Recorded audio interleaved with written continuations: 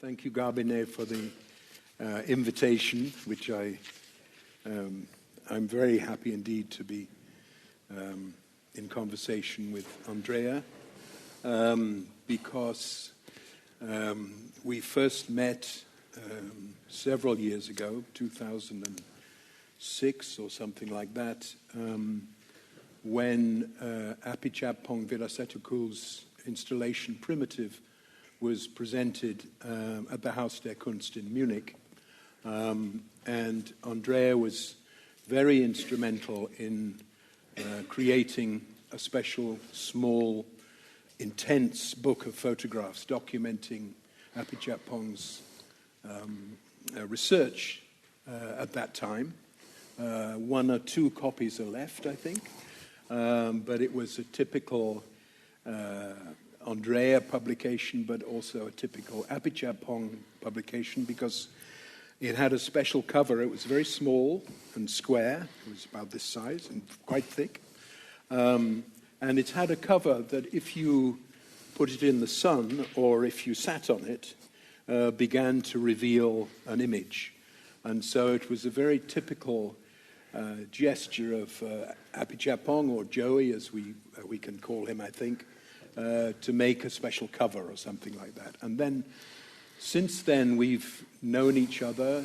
He did a wonderful presentation of Primitive when he was at Hangar Bicocca in Milan. And then we've obviously seen much more of each other when he's been at the Tate Curator of Film and International Art, I think is the correct... I'm doing the introduction, aren't I? I am. I'm glad you're doing that. So I've attended many of his screenings there, and I think that's one of the things we would talk about. So we've known. So for me, it's a great pleasure to be here with him, to be with many friends and new friends in the audience, but also to be participating in this festival, and perhaps we'll touch on questions of programming. Yes. Well, thank you. Garbine made a wonderful introduction. The three main dates or moments you mentioned about your path within film, a very specific way of seeing film, where when you were in charge of the film program or film department at the ICA from 1988 to 1996, and then you become director of the festival, of the Rotterdam Film Festival. And then you moved into production, joining Illumination Film, and then beginning the specific production work with Apichatpong Virasetakul's, which is full on in this moment. Joy is at the very last stage of editing Memoria, which is his forthcoming film. Perhaps we could start from, what did you do before? Before the ICA? Yes. I was actually, I guess during the 70s, I was a sort of itinerant film teacher, film lecturer, mainly in art schools in the UK, and doing some freelance programming. And the first bit of programming that I was involved with David Curtis, who's one of the great UK programmers of experimental film. And we did two experimental film festivals in 1970 and 1973 in London. And I mention those because I was delighted to see Garbine, or the festival's publication of letters, because many of the artists who were in there, Stan Brakhage didn't come, and Hollis Frampton didn't come. Paul Sharits came. A lot of those people that have letters in that book were part of these two enormous... there were very big festivals, a gathering of sort of tribes, and Jonas Mekas one of his films is largely related to that, to one of those, I think the second event. And then I continued teaching in art schools, ever hopeful that art students would react to the films of people like Michael Snow, and a sort of optimism that was sometimes disappointed. But then I was asked to program for a year at the Collective for Living Cinema in New York in 1983-84, which was the first sort of solid programming. And it was really, it was very interesting for me because it was a lot of the students from Binghamton, Ken Jacobs students, and I was only there for a year, but it was a very interesting, for me, mix of programming. So there would be, a Bruce Conner program with Bruce Conner there, individual artists, but then there were various retrospective programs. We did, for instance, a big, 5 Raul Ruiz screenings and things like that when he wasn't well known. And then I went back to the UK and was teaching again, and then I was asked if I would apply for the job at the ICA, and with some hesitation, I did so. And that was extremely interesting because, the Institute of Contemporary Arts at that time, it has, I think many people here will know it, but it had one cinema, and one of the things that it was doing was acquiring titles and selling them to television as a way of generating money to have distribution. And it was also a period when the new Chinese cinema, the fifth generation cinema, of people like Zhang Yimou and others of that generation were just being discovered. And I was left a legacy, I think, of 5 films from that generation. And it was a very different sort of period then because there was only China film. And you were only, basically, I was trying to, it was long before faxes and things, so we were trying to acquire films with very short communication. And it was a learning lesson. But it was, I enjoyed it very much, and I was there for 8 years. Mm-hmm. And we, for instance, released some of the first films of Kitano, Akira. We had programs about new Japanese cinema and new Korean cinema, and also other independent filmmakers, and helped enormously by the critic Tony Raines. And I was there for 8 years, and then was asked if I would consider applying for Rotterdam. And when we had this conversation with Garbine about the idea of inviting you, we were also keen on trying to understand how someone managed to open up his vision, and also remaining more or less in the same field, but changing perspective constantly, also changing profession, which perhaps is the case of many people here, or the intention or the dream of many people here.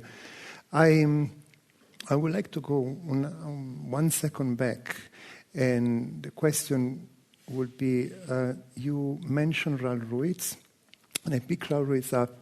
So when you were working in London and then in New York, were you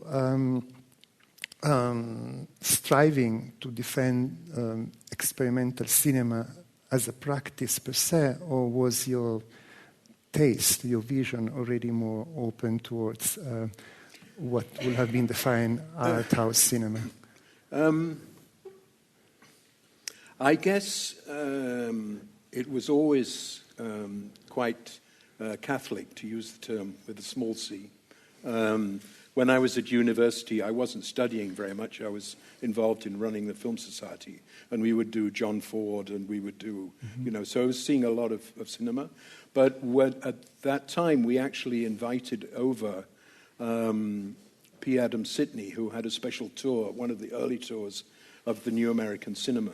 And it was one of those sort of occasions with students throwing bottles at the screen because of Gregory Markopoulos films and stuff, And we showed Flaming Creatures, and I became very interested in that sort of work. And I think it was particularly because I also had an interest in art, and the two things came together. But for the following years, like through 70 and 73, when I was in London, we were doing, also coming out of the university, we were doing a film magazine called Afterimage. And that was a period when, it was a period of film magazines. There were several people coming out of universities who were doing film magazines and finding audiences for them.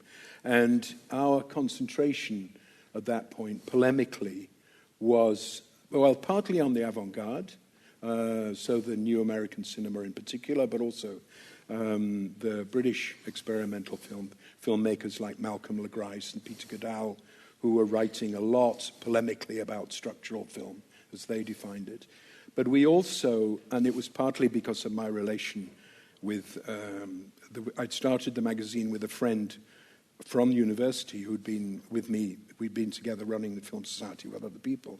And he was more political than I.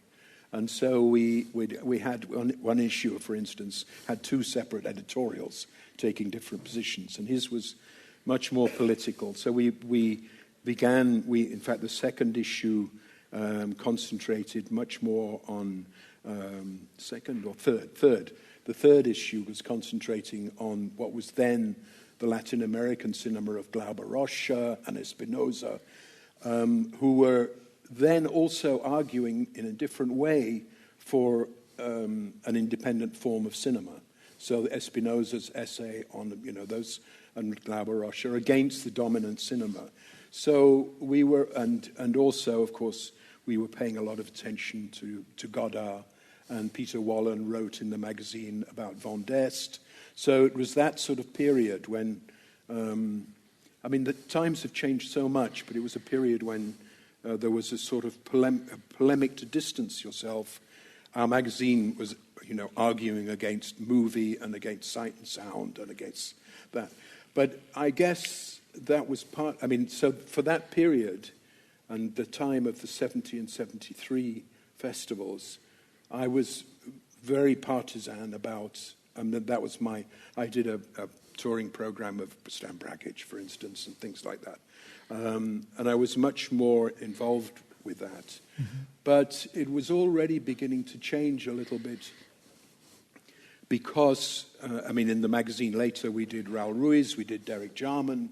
I began to feel that I suppose it was just that clearly the adventurous cinema, if you like to use a rather banal term, was changing. And it was also the influence of other friends and so on. But we did a very interesting, with Peter Wallen. Peter Wallen and I organized a conference at the Edinburgh Film Festival, which was with a lot of the people from the avant-garde. But it was already beginning to broaden because Yvonne Rainer was there, and there were various people who were beginning to explore more narrative forms. There was more discussion because Laura Mulvey was also involved of the more, filmmakers like Chantal Akerman. So already it was broadening. But the thing about, it's really, I can't claim to have ever had a sense of direction. So I just fell from one job into another, really. Mm-hmm. And with the ICA, I had this legacy of being programming at the Collective for Living Cinema in New York, which was quite a Catholic program because we used to show Don Siegel TV programs and things like that. It was really interesting. Very early, there were some people who were specialists in animation and who were showing very early rare animation films and things, which was, to me, delightful. But then with the ICA, I suddenly got lumbered with this generation of Chinese cinema about which I knew nothing. So I just had to broaden my perspective. And a question that I believe can be interesting for anybody here that is thinking of starting a magazine is... Don't. First. Or let's say perhaps meandering between programming, writing or contributing to starting a magazine, but also having very much in mind, which I didn't know, educational purposes, which you mentioned, is what was your impact in the local scene? Do you think that you somehow really managed to contribute to make something flourishing, or was there any form of reaction? Has there been any scene that you feel came out from your work, your collective work of filmmakers, I mean, and artists, or were you in a sort of more world apart? No, I mean, well, one of the things that we did quite a lot in After Image was actually want to publish the writings of filmmakers. Mm-hmm. So that was always very important. So we used the... So I think what we felt at that time was that, I mean, I think it was a very different period. It was a period of manifestos to some extent. And I always feel that it was a period when you could look back, and it's almost like in the late 60s and early 70s, you could look back and see not the whole of cinema, but you could get a perspective on the cinema.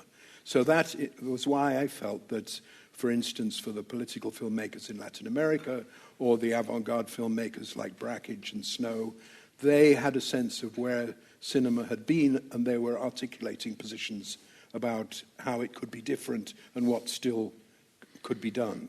And I think that's a little bit different, shall we say, from now. It was a much simpler situation. There wasn't the mass of films that are coming at us all the time, I see. I think also... And I mean, in terms of impact, there were several magazines which were going around, and certainly within the independent scene, which was in the UK was political filmmakers, it was the structural filmmakers, and others. It was one was part of a community, and there were several different film magazines like Screen and others that were also covering these sort of filmmakers. So I think one did feel. I mean, I like to think that actually the arguments we made in the magazine as part of that community of a new cinema had some impact. Mm-hmm. And thank you. When you moved then to Rotterdam, I think you contribute in a decisive way to set or to generate the foundation of a place that we all love, I think. We all have a connection to. An entire generation of filmmakers and artists still shows the work. That is a great gathering point. What did you do? I mean, how did you manage to run a festival? And what does it mean, actually, running a festival with such global vision, such a large approach to the world, and also supporting filmmakers through a specific instrument, no? That is the...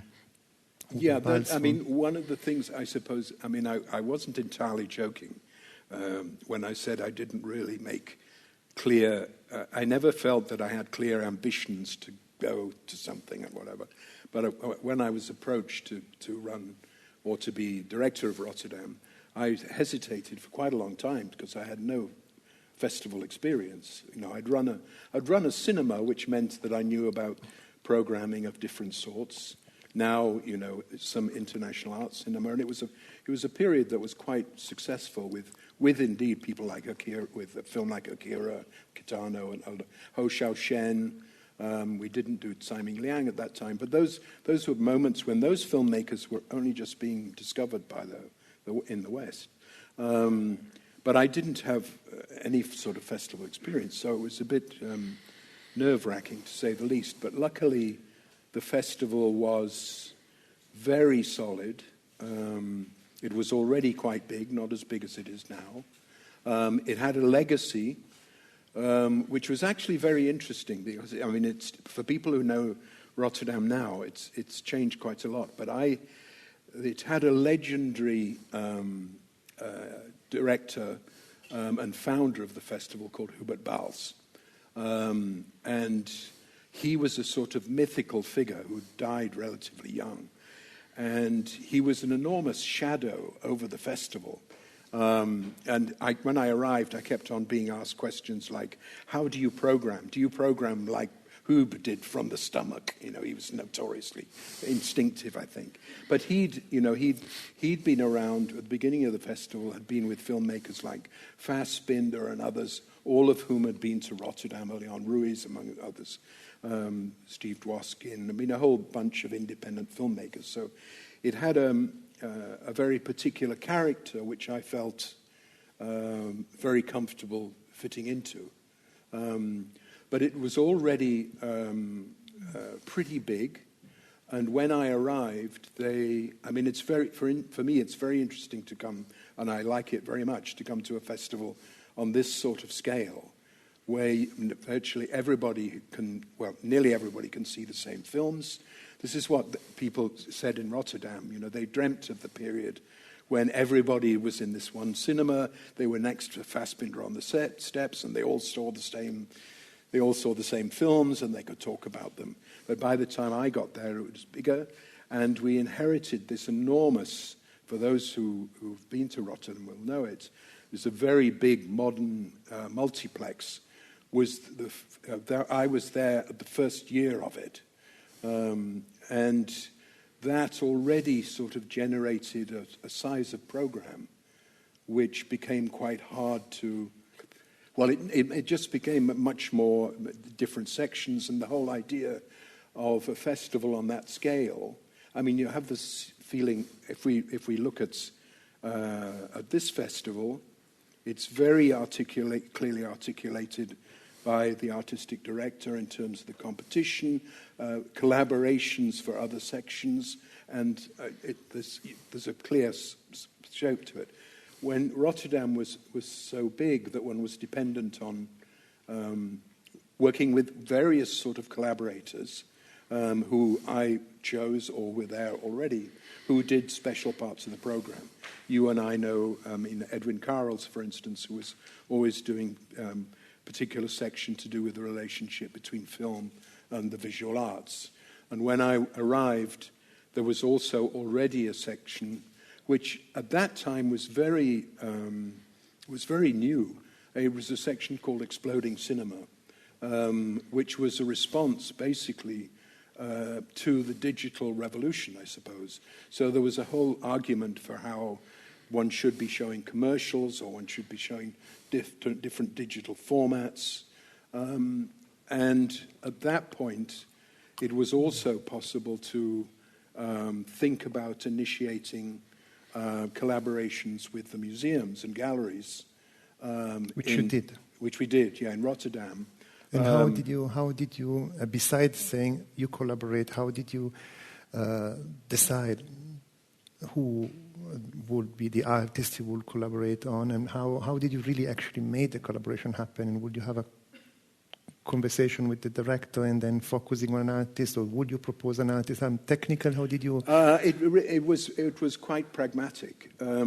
I suppose I was feeling at that time, because I'd always had, particularly if you're interested in the experimental cinema, there's so many people who are almost working, well, Michael Snow is an example, obviously, who had one foot in the art world and one foot in the film world. And this was something that very interested me very much.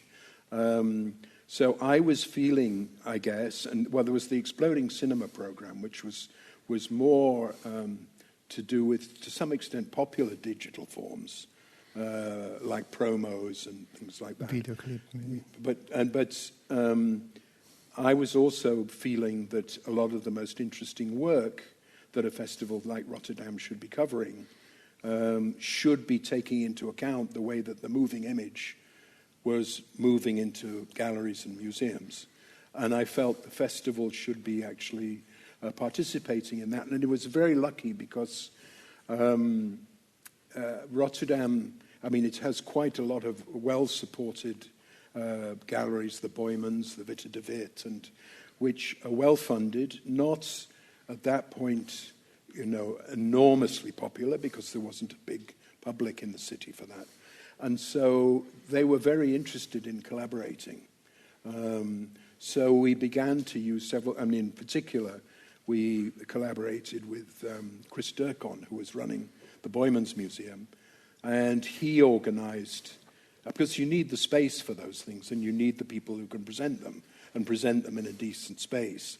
And I think one of the things that always concerns me is quite often if you try and do installations in a film festival, you end up trying to find these small spaces where the work isn't, you struggle to present it well. And the great thing about the Boymans was that they had the facilities.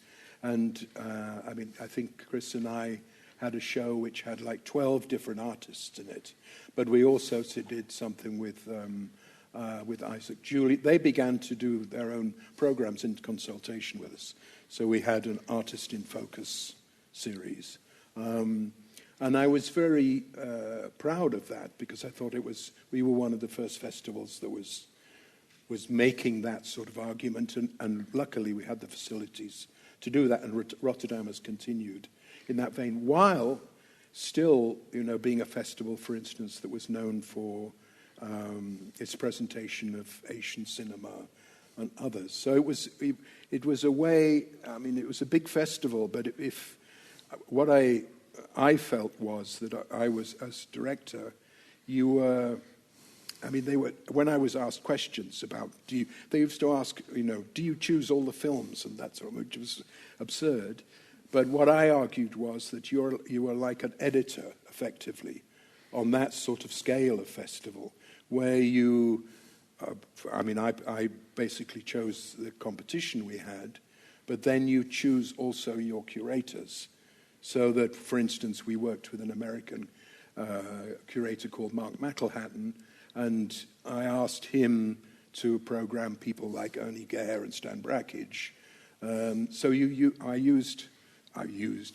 collaborated with people to actually help fill out the picture of what you felt was important in cinema. And I suppose for me, the continuity, if we look through my pathway, such as it is, I've always felt it's a question for me of having a sort of attitude. Now see this. Now it's about, you want to show people things. I've never wanted to make films, so it's a question really of wanting to find ways to show, or in a magazine argue about what sort of film that I think is most interesting, innovative, and should be being presented.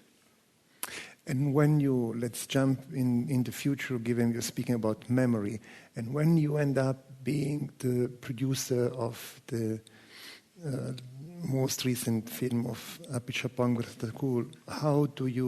what kind of work do you do? How would you describe, what does it mean to be a producer in that sense? Well, you mean to be this particular producer? Maybe let's say... No, but it's important, actually, that distinction. Because I always feel somewhat diffident about being described as a producer. Exactly. Because you can quite clearly see in what we've been talking about that I have no production experience whatsoever when I left Rotterdam. And what happened was that I was there for 8 years and had decided basically that it was time for a change. They felt that too. And I wasn't sure what I would do. But there'd always been a possibility that I would go and work with a man and friend called Keith Griffiths, who was responsible who had been working for years as a producer of independent British films. People like Chris Pettit, the Quay brothers, Patrick Keeler, those sort of filmmakers he'd been working with. So it was always a sort of option that was at the back of my mind. Or our minds. And we'd been on several occasions. We had an ongoing discussion in the festival, a regular small section, in which we were trying to ask the question, what is cinema? Going back to Bazin's essays or book title. But at the same time, with this turbulence of new forms, And, it seemed to be an appropriate thing for a festival to be debating.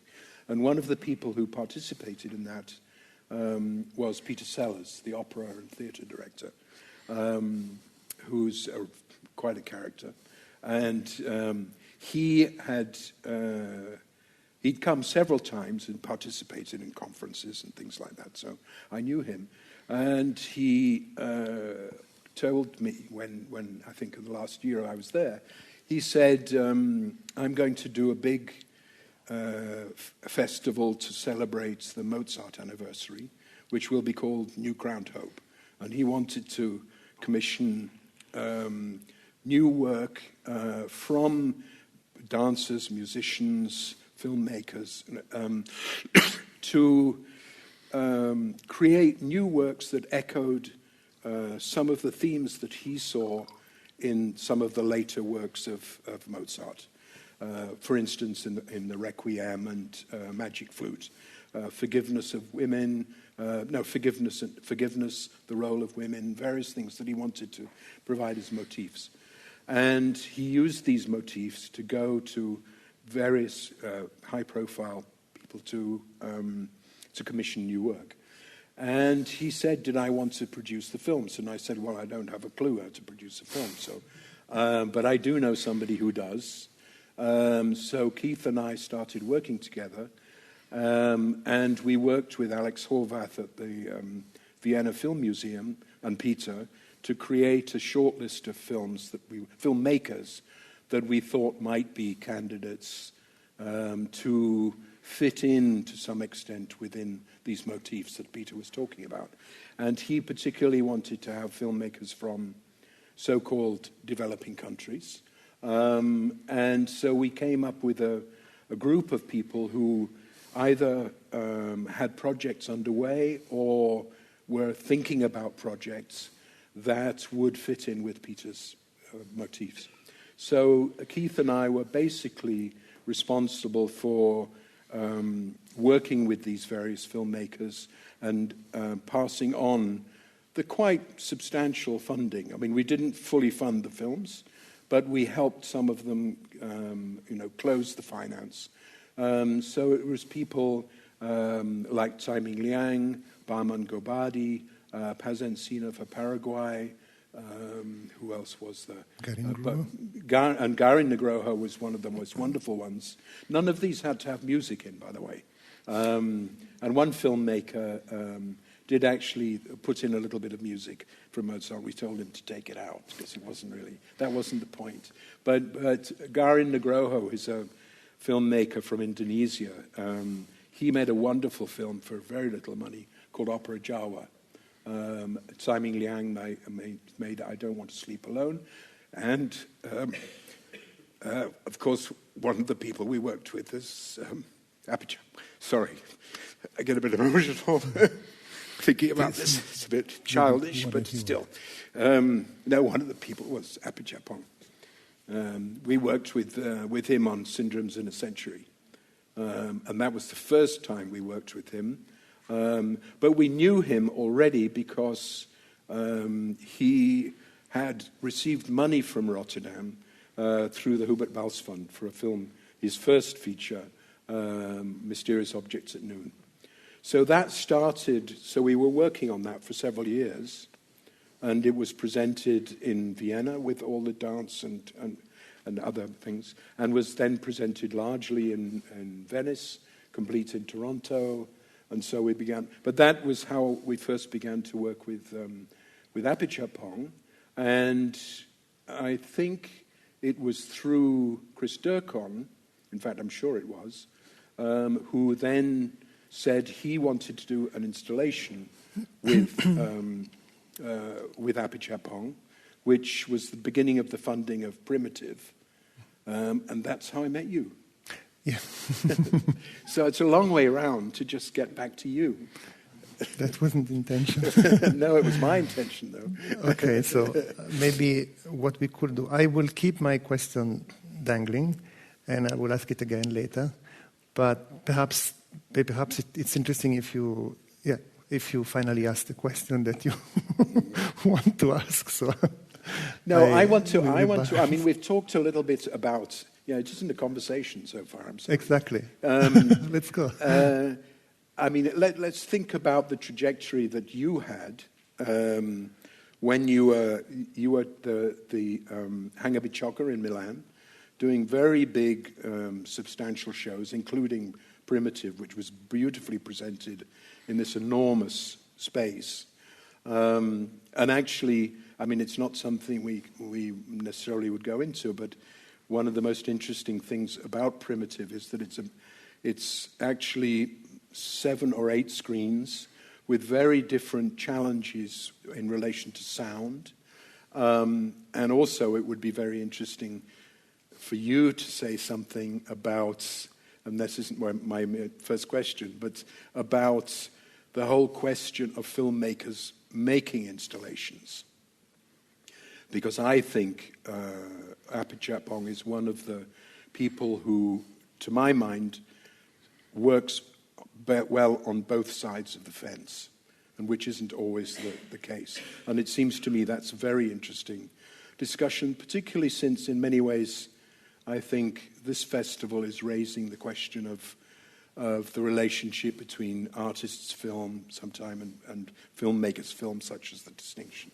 But what I was going to ask you was you were working at Hangar Bicocca, doing these big, substantial shows, and then you went to the Tate, struggling perhaps a little bit under a big institution, but not necessarily generously funded, and doing a very different sort of form of programming when you could only show, shall we say, or made a decision to structure the program in a certain way. So you were showing filmmakers, like I was trying to find ways in Rotterdam of bringing artists' film into the film milieu, but you were looking at cinema within the art milieu. And I'm wondering if you could say a little bit about your approach to programming within that context. Thank you. It would require a long essay, but in a nutshell, I very much believe that the approach is similar, in the sense that it's been always, for me, a question of sharing as much as possibly generously, and respecting the intention of the artist, whoever was challenging the convention. And my preoccupation was the specific convention of the film, let's say, apparatus, for the little I know of it, and more for the art apparatus. So I tried to, which is on the one hand the gallery and what we call the moving images, and on the other one the film and what we call the screen, really the cinema actually. And this is very confused, but what I made in the beginning when I was asked to take this also this programming position was to structure very clearly, to make very transparent and very visible what the line was. Like I started thinking as I was running a festival and not anymore film in a film program in a museum. So instead of cherry picking what was interesting, what wasn't shown somewhere else, or what required some interesting conversation with stakeholders of any kind, I just decided, let's think about a festival that lasts an entire year, that begins in March and ends after 1 year, and let's look ahead as much as possible, and let's try to combine this sequence made of 12, 14 screenings that run or have some preoccupation. Preoccupation number one was film new works, possibly, or compilation or selection of new works.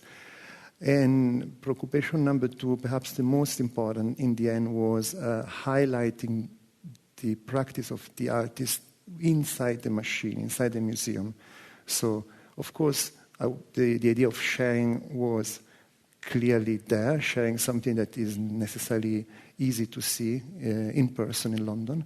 But the most important was bringing this author what is collective, into the institution in order to create a sort of blockchain, in order to create a sort of presence into the short history of the institution.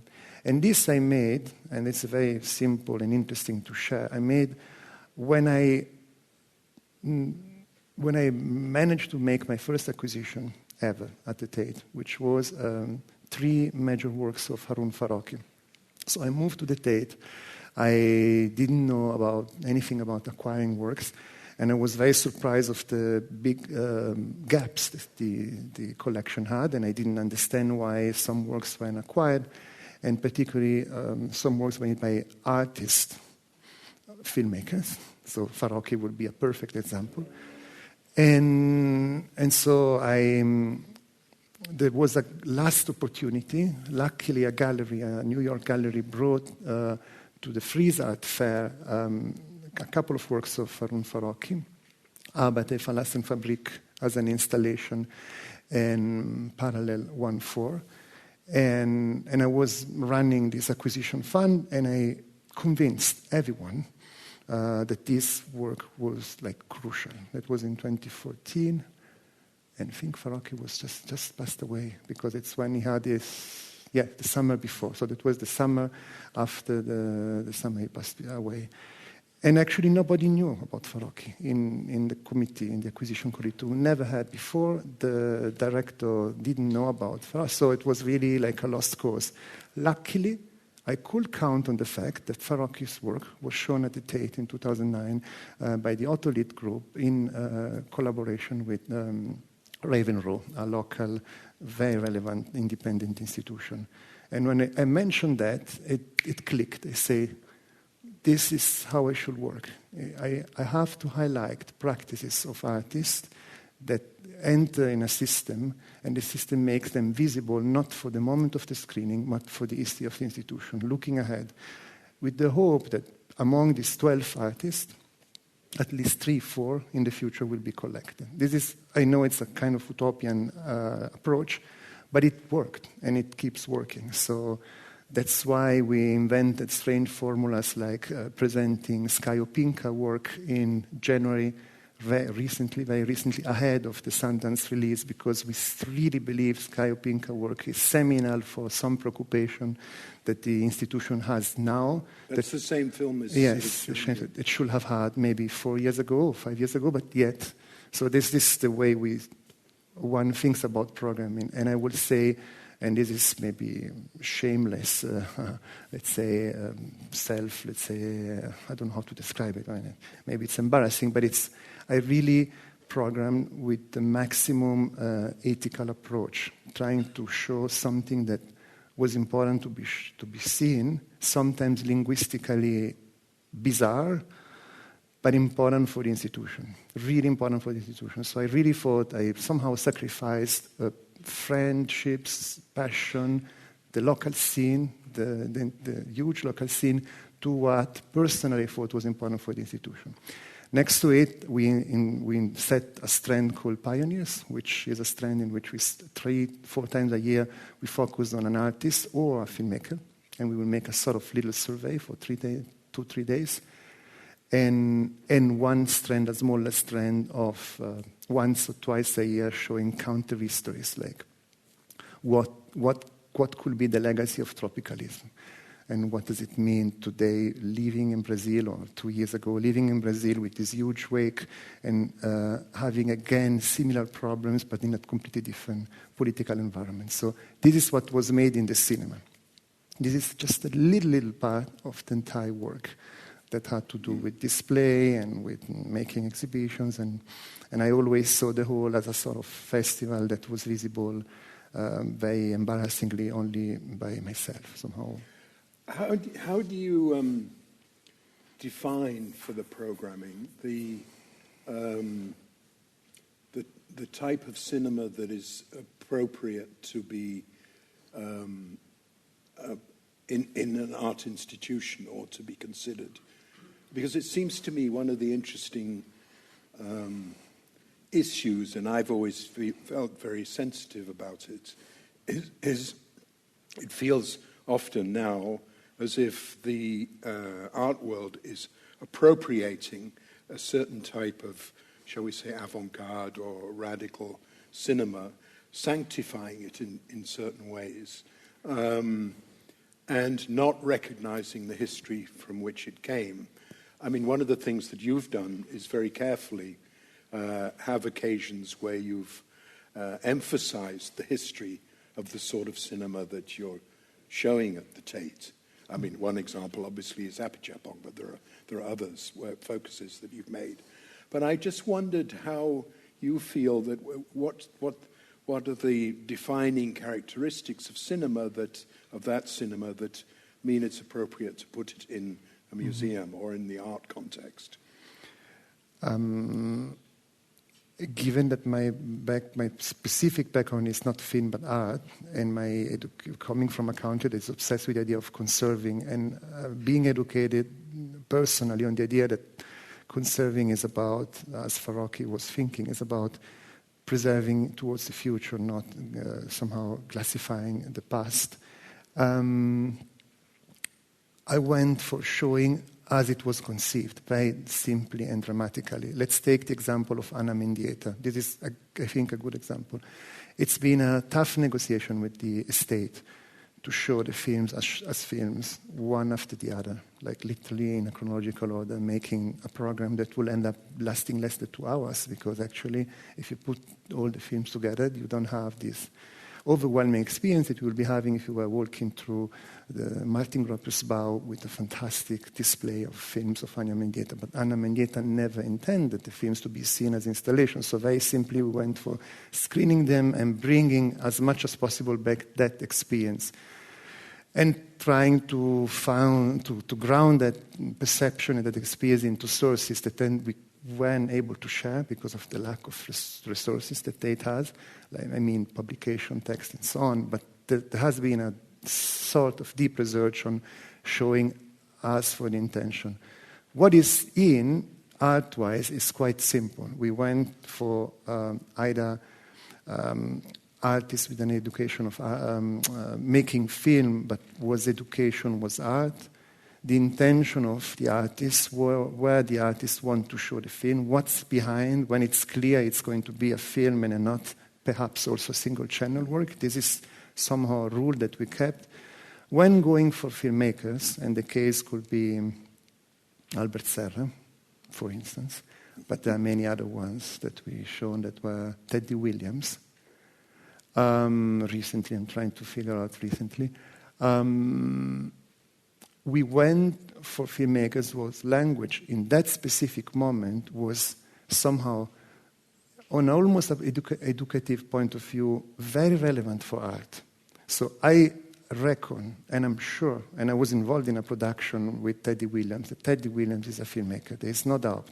However, and he deserves his film to be seen in the cinema. However, the way he shot a shot that was shown here last year, Parsi, using a 360 camera, GoPro camera, and editing in VR, and the specific work he made on film with transgender communities in a specific place is so relevant linguistically and for content, for an audience, for a museum audience, that I thought this needs to be shown. This needs to be shared.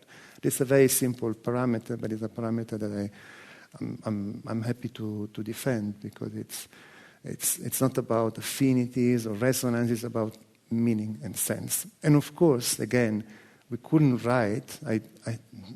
We always lose the opportunity of writing, but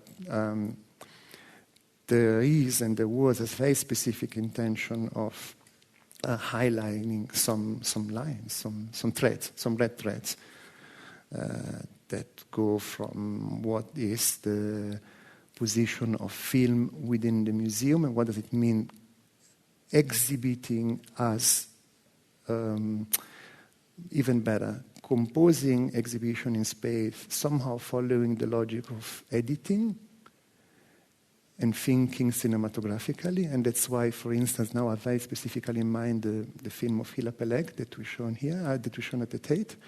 And it was a specific thread, film within the museum. So we didn't show Jem Cohen, we didn't show the film of the filmmakers in the museum. ever. We shown the films that had to do with the logic of the museum, and that were for us very, very relevant. Then we had like this thread, we had at least other 5 that one day maybe, when I will have time, I will write, but very specific preoccupation, very urgent preoccupation. And mostly, if there is one, I would say language. When we encountered the work of Carabin Film Collective, what was to me completely disarming and absolutely outstanding was the language.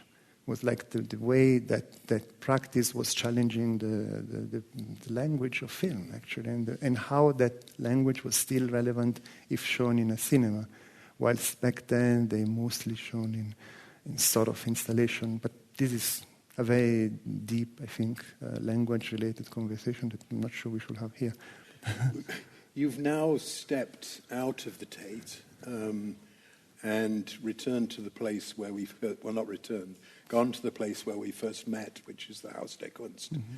Do you already have conceptions about how you might present film in that context, or when you've got a bigger, you have more control in a way, and you have an opportunity in a new way, shall we say? Mm. I mean, it's earlier days. A little bit, yes, a little bit. I think it will be important to. I'm imagining, and I'm imagining a collaboration by chance. There is a collaboration literally in the room with Hadden Guest.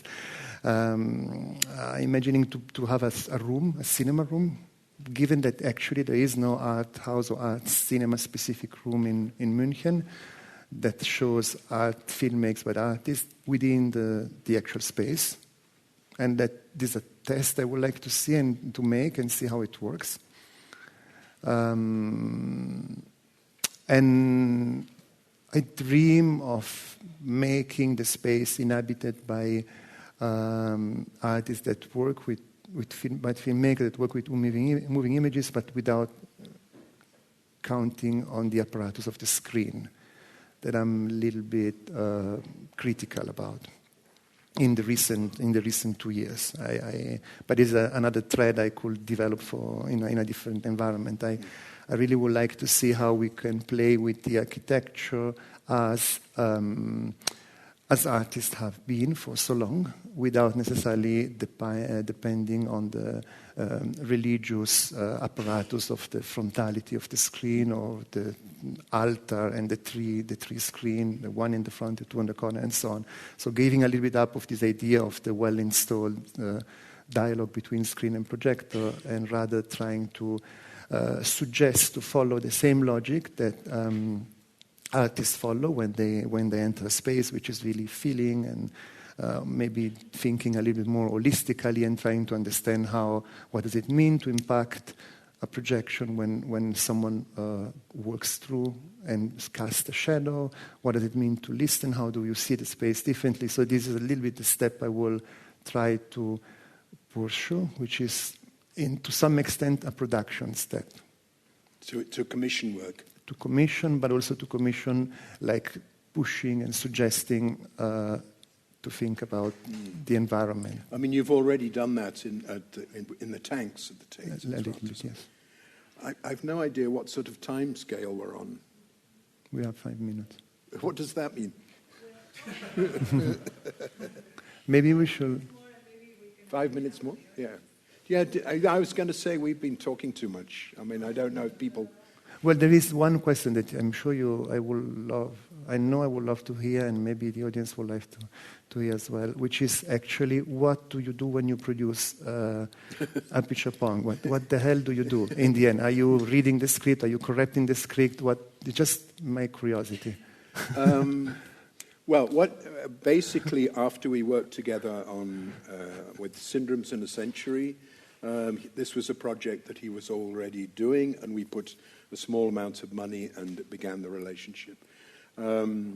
With Primitive, which was planned simultaneously with Uncle Boonmi, it was a question of having this commission from the Haus der Kunst and a couple of other institutions to try and make an installation. And basically, I mean, it's not. There are, as I've discussed with many people, there are very different notions of a producer, and I have no production experience at all because you've gone through my history, which is not at all producer oriented. Although Keith Griffiths knows about budgets, production, he had a lot of experience. So with Apichatpong, what usually happens as we went on, I mean, we were the producers of Uncle Boon Mi and of Cemetery of Splendor, and also of an hour-long film, Mekong Hotel, is that he usually, we leave him very much to create the script. We have, he does very careful scripts actually. Yeah. My basic responsibility, our basic responsibility, has been raising the money. Mm-hmm. So obviously there's a little bit of discussion of the scripts and things, but with somebody like Apichatpong and people who know, many people here will know his films. I mean, you can't really begin to do a sort of, the classic sort of producer thing. Well, this scene isn't going very well. I think we need to have more, such and such. We need more character developed in this stage in the film and stuff.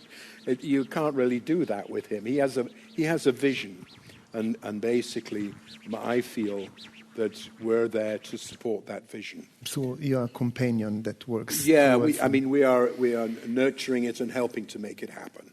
So it's, in a way, it's the continuation of thinking with the festival or other things of how you help these things happen and how things get on the screen. But basically, he's also very self-sufficient. He's surrounded by a team of people that he's worked with for many years. Sayombu, his photographer, he's worked with in several films. He didn't work on Cemetery Splendor because he was doing another film. He has the same co-producer, or not assistant producer, and a whole same sound designer. And it's like a sort of collective in many ways. Mm-hmm. So basically, he was very self-sufficient on films like Cemetery and on Boom Mi in Thailand. So our basic responsibility was to raise the money and then, to some extent, negotiate the ways in which the film comes into the world. So we would arrange, we started the relationship with Match Factory, the sales company, we've been with since Uncle Boon Mi, and that's a very important relationship because Match Factory are the people who are selling the film, but also doing a lot of the negotiation with whichever festival the film is going to premiere in. I mean, we're a little bit part of that. So in a way, we're a sort of defense for Apichatpong in relation to the world at large. We do a lot of the work, and talk to. And it's a question too with him, and it's one of the privileges, obviously, is that people want to work with him, or are interested to try and support his work. So basically, for me, one of the most interesting things has been trying to put together the finance for these films. And there's, for his sort of cinema, for Thai filmmakers or Latin American filmmakers, there are various funds that support filmmakers from so-called developing countries. There's a French fund, there's a small fund there have been various funds, many of which are closing down. But then you have to find other collaborators who are willing to invest or find funds to. So it's been very interesting to try and find different opportunities, either through people who want to, for instance, with Cemetery of Splendor, there was a theatre company that wanted to commission the performance from him, which then went on to be very successful, but they also put money into the film. There was an artist, a collector in Mexico who just donated some money. There are various different sort of options. So that's our job primarily. In the case of Memoria, it became much more complicated because He was making his first film outside. This is a film that's shot in Colombia. He wanted to shoot in Colombia because of the political situation in Thailand. He didn't want to make another feature. So we needed to find a lead producer in Colombia who would organize the whole shoot. It was the first film that he'd made with a big star, with Tilda Swinton and Jeanne Balibar from France. And the producer there, she was responsible for a lot of the finance. So we came in a sort of supporting role. So it was slightly different. Mm-hmm. But basically, I mean, we will see rough cuts and talk to him about them, and obviously too we're talking to the sales agent, but basically, I mean, it's certainly with the films that he shot in Thailand, he's very self-sufficient, and we're not really, except in the case of Primitive, we haven't really been connected with his installation work or his live performances, because that's something that he produces separately. I did have at one point fantasies that you could actually. I mean, there's a lot to talk about. We'll stop, but one of the challenges for this sort of cinema is finding the finance when the market is getting more difficult. Some of the funds are closing down, and I did at one point nurture this fantasy that you could actually combine the financing of the film with sales from installations and artworks. And that's actually something, other people have done that as well. But it's quite difficult, and it was obviously difficult in the case of Uncle Boon Me, because although we sold editions of Primitive, and quite successfully, the money came in much too late to be able to help with making of the film. So that was there's a big discussion about models of funding for shall we say artist cinema, which Rotterdam has hosted several, and because there are very specific ways of raising finance in the film world, and the art world is completely different in the way that it wants to be basically very private about how it circulates money. Yeah. Thank you. Garbine, have we still time to open to the audience? Yes. Okay. Please. Okay. So. Yeah, you were speaking about funding. What about crowdfunding? We Apichatpong did entertain that at one point, but we didn't do it. Not for any particular reason, just because, well, partly because it obviously it's a question of proportion, and I think if you've got, the budget, I mean, if you've got a budget of $1 million or something like that, one of the things you've always got to be responsible towards is your financiers and keep a relationship with them. And if you do crowdfunding, you then have a whole bunch more people of who you necessarily have to keep a close relationship with. So we didn't really go down that path, I think, for that reason.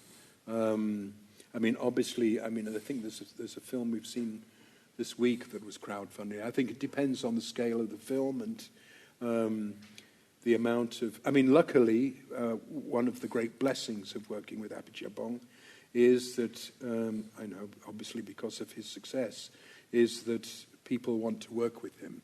So, although every time I thought it's going to be difficult to raise the money, it's turned out to be possible because of some people who are very generous indeed in terms of wanting to work with a filmmaker like him. Thank you.